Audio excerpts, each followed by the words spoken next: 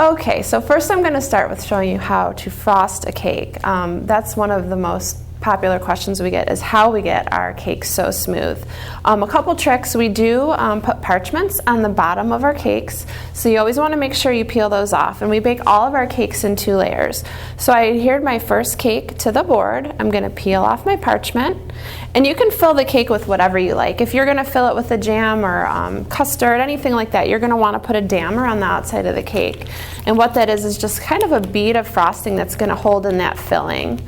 So I would go around, and then I could fill my cake with anything, but right now I'm just going to put vanilla buttercream in the center. And this is just to stick my 2 layers together. So I'm just going to smooth that out nice and flat. In our cakes, we always put flat side to flat side. If I put this cake this way, I'm going to have this huge gap, and then I'm going to get a bulge in the side of my cake. So I'm going to go ahead and pull my parchment off my other layer, and I'm going to set that right on top just like that. Now what I'm going to do is, you can see I have a little bit of a dome here on my cake. I'm going to trim that off using a serrated knife. The serrated bread knives work so much better with the cakes. So I'm just going to nicely cut this as level as possible.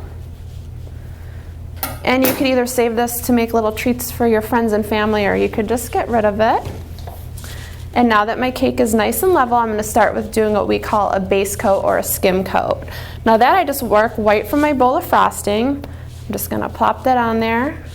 This is the most important part when you're frosting a cake, especially when it's chocolate, red velvet, anything that all those crumbs are going to come up.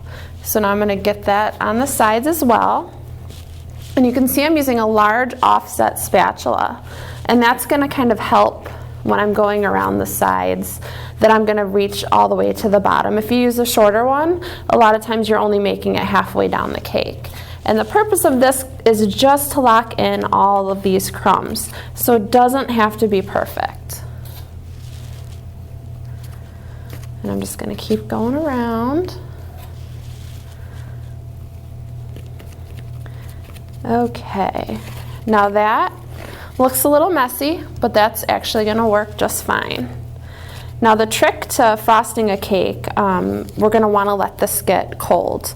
Normally I would stick it in the refrigerator for about 15 to 20 minutes and let this set up. That way when you go to put your top coat on, you don't have any of those crumbs coming back through.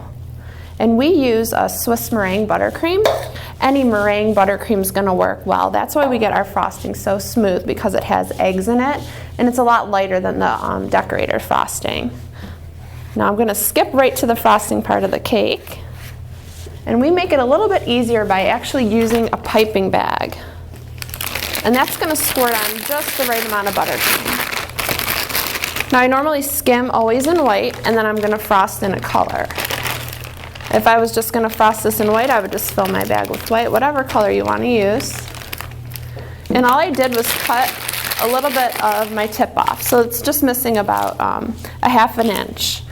What I'm going to do is I'm going to squeeze frosting on the side of my cake, and I'm going to do it in rows. And I'm going to start at the bottom. You can see I'm using my turntable, and this is squirting on the exact amount of frosting that I want. It's about ½ inch. And I'm just going to keep going. I'm going to go 1 row up, and I'm going to go all the way around again. And I'm going to try to keep these as close together as possible. That way I don't have any gaps in between. This is going to help get your frosting nice and even on the side of the cake, so you don't have to keep going back with the spatula.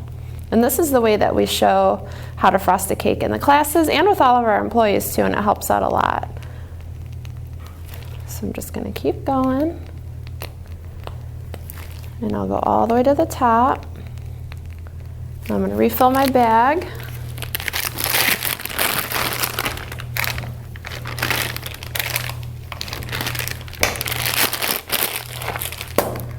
Squeeze that air out, and I'm going to go right around the edge, and I'm going to just fill in this whole center part as well. So you can see right now my cake is nice and even and straight, and then I'm going to go ahead and use my offset spatula, the large one, and I'm going to start with the top. I'm going to smooth this out. I'm going to get rid of all these lines.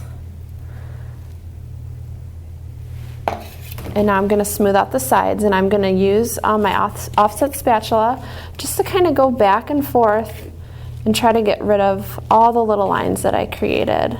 So I'm not really taking too much frosting off. I'm more just moving it around. So you can see I didn't take any off of my cake. And I'm going to use the turntable. The turntable is definitely your friend. I'm going to keep spinning until all those lines are gone. And then I'm going to show you guys our secret weapon, which is a spackler tool. You can get these at any hardware stores, home stores. You just want to make sure you get stainless steel so they don't rust, and we only use these on cakes. What I'm going to do is hold it at an angle once my cake is nice and smooth from my spatula, and I'm going to again use my turntable with a very light touch. I'm just going to go around, and that's going to get rid of any of those air bubbles. Again, because we use a meringue buttercream, our frosting gets very smooth.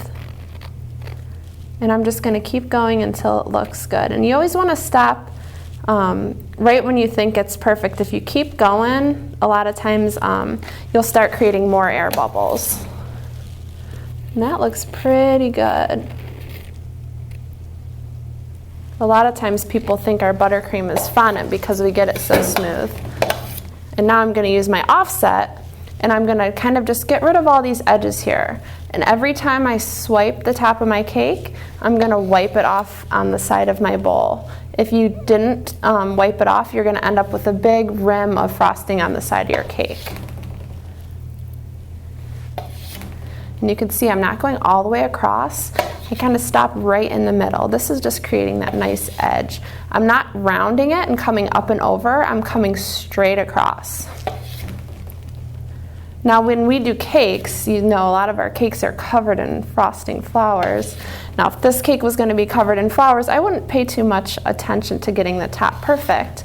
But if I was going to be writing on the top or drawing on the top, I would want to make sure I got rid of all those little frosting lines just by going back over it. And I'd say that looks pretty good. So I'm going to stop there.